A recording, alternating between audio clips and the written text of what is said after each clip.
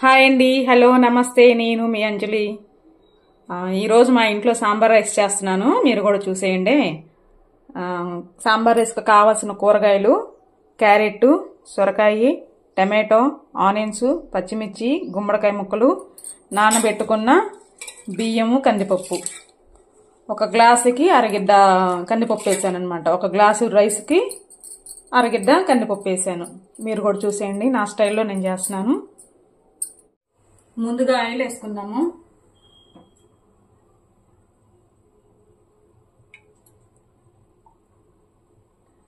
ఇదిగోండి, దీంతో 2 వేసాను.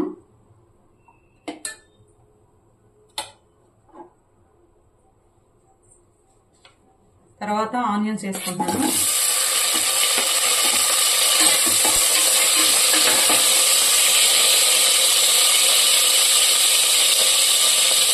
తర్వాత గుమ్మడికాయ ముక్కలు, పచ్చిమిర్చి వేసుకుంటున్నాను. క్యారెట్,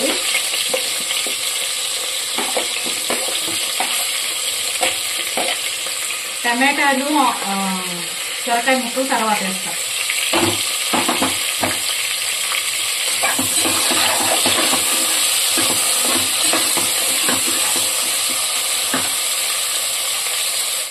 ఇదిగోండి, 1 నిమిషం వేగిపోయినాయి కదా. ఇప్పుడు సొరకాయ, టమాటా ముక్కలు వేసేస్తున్నాను. సొరకాయ ముక్కలు కొంచెం ఎక్కువే తీసుకున్నాను.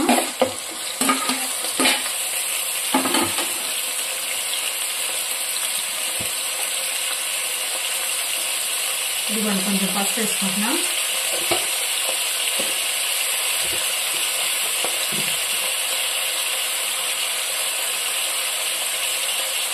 ఒక స్పూన్ రాళ్ళు ఉప్పు వేసుకుంటున్నాను.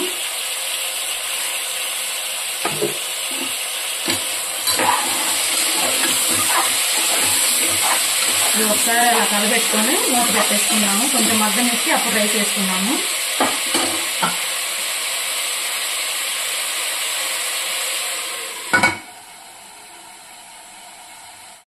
ఇప్పుడు కూరగాయ ముక్కలు మగ్గిపోయినాయేమో చూద్దాము.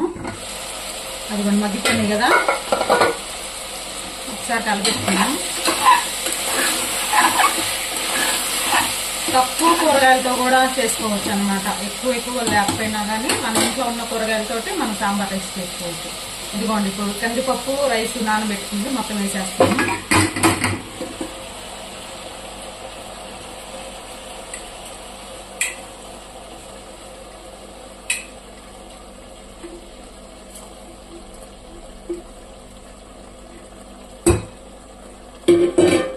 ఒకసారి కలబెట్టుకుందాము. కొంచెం దీనిలో వేగితే రైస్ కూడా టేస్టీగా ఉంటుంది. ఇప్పుడు దీనిలో సాంబారు కారము, కారపొడి వేద్దాం. ఇదిగోండి, 1 టీ స్పూను కారం.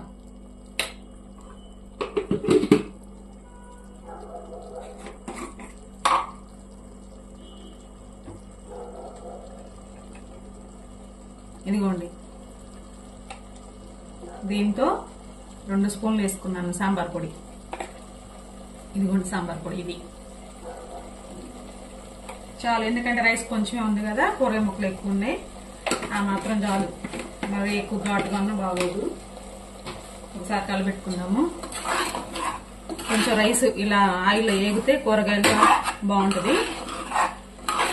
పెద్ద పెద్ద ముక్కలు ఎందుకు కోసానంటే మనం కుక్కర్లోనే పెట్టాం కాబట్టి బాగా ఉడికిపోతాయి. ఇబ్బంది ఏం లేదు పెద్ద ముక్కలు కోసినా కానీ.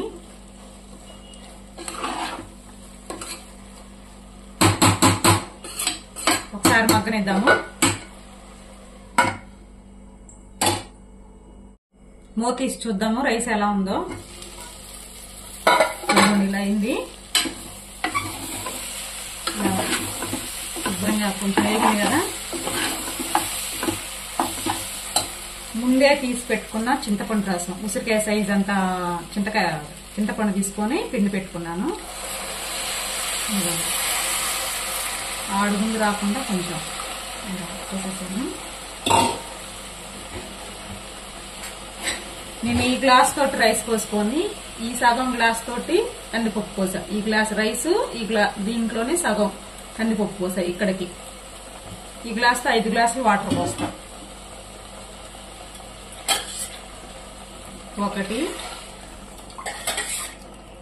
2 3 4 5 చాలు. అంతకన్నా ఎక్కువ పోసుకోకూడదు. కావాలంటే తర్వాత అయినా పోసుకోవచ్చు. రైస్ ఉడికిన సరిపోతే వేడి నీళ్ళు కాగబెట్టుకొని.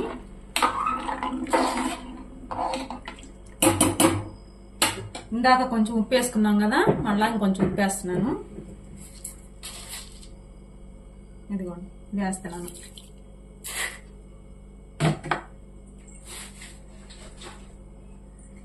దీనిలోనే బెల్లం ముక్క వేసేస్తున్నాను. అంతే. ఒకసారి కలిపెడదాము. చాలా టేస్టీగా సూపర్ ఉంటుందండి. నెయ్యితో గనక మనం తాలింపు వేసుకుంటే.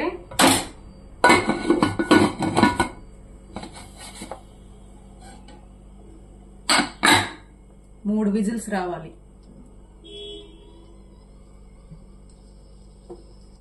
ఇదిగో చూసారా, ఉడికిపోయింది. ఒకసారి కలిపెడతాను నేను. ఇదిగోండి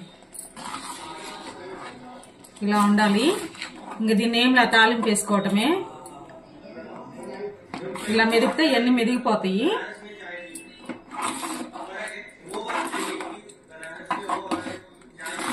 తాలింపు వేస్తాను. ఒకసారి మెదిపేసి మొత్తం మెత్తగా.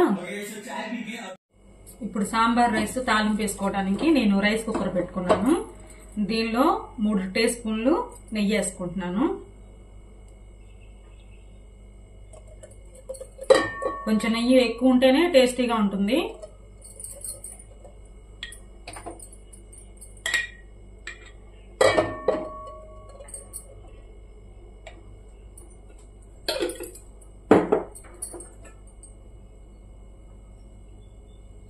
కొంచెం నూనె కూడా వేసుకుంటున్నాను. దీంతో ఒకటి వేసుకున్నాను. దీంతో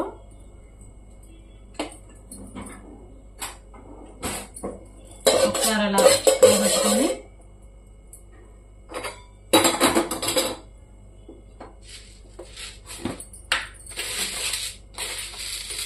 కొంచెం తాలింపు గింజలు ఎక్కువ వేసుకుంటున్నాను.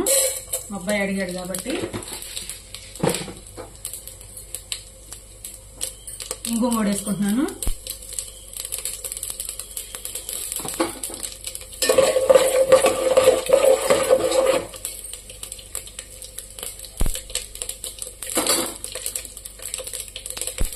ఉల్లిపాయలు వేస్తున్నాను. ఎండుమిర్చి వేస్తున్నాను.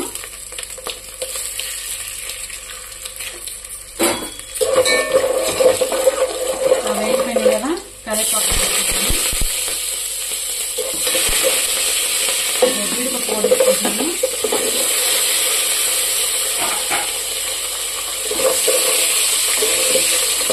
చాలా బాగుంటుంది, టేస్టీగా ఉంటుంది. ఒకసారి మీరు కూడా ట్రై చేయండి.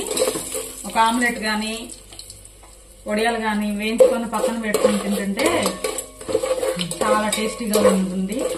ఎప్పుడు హోటల్లోనే కాదు, ఇలా ఇంట్లో కూడా ట్రై చేయండి. అంతే, చాలా సింపుల్ అన్నమాట సాంబార్ రైస్ చేసుకోవటం. ఎక్కువ కూరగాయలు కూడా అవసరం లేదు. ఉంటే వేసుకోవాలి, లేకపోతే ఉన్న వాటిలోనే అడ్జస్ట్ చేసుకొని చేసుకున్నా కానీ బాగుంటుంది. వేగిపోయినాయి కదా, ఇదిగోండి ఇప్పుడు రైస్ వేసుకుంటున్నాను.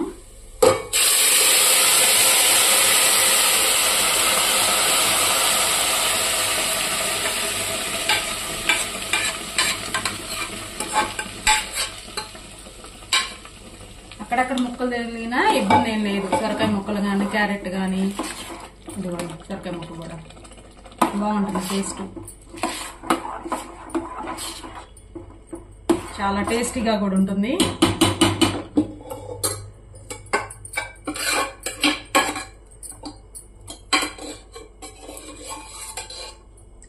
మీరు కూడా ఇలా ట్రై చేయండి. ఒకసారి ఎలా ఉందో ట్రై చేసి కామెంట్ బాక్స్ లో కామెంట్ చేయండి, షేర్ చేయండి. ఓకేనా? నేను మీ అంజలి.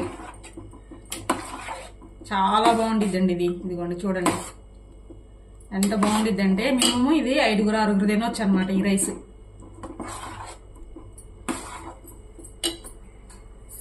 ఇదిగోండి ఈ గ్లాస్ తోనే నేను పోసింది రైస్. ఇక్కడికి కందిపప్పు వేసా. చూసారా ఎంత అయిందో. ఓకేనా? నా వీడియో కనుక మీకు నచ్చినట్టయితే లైక్ చేయండి, షేర్ చేయండి.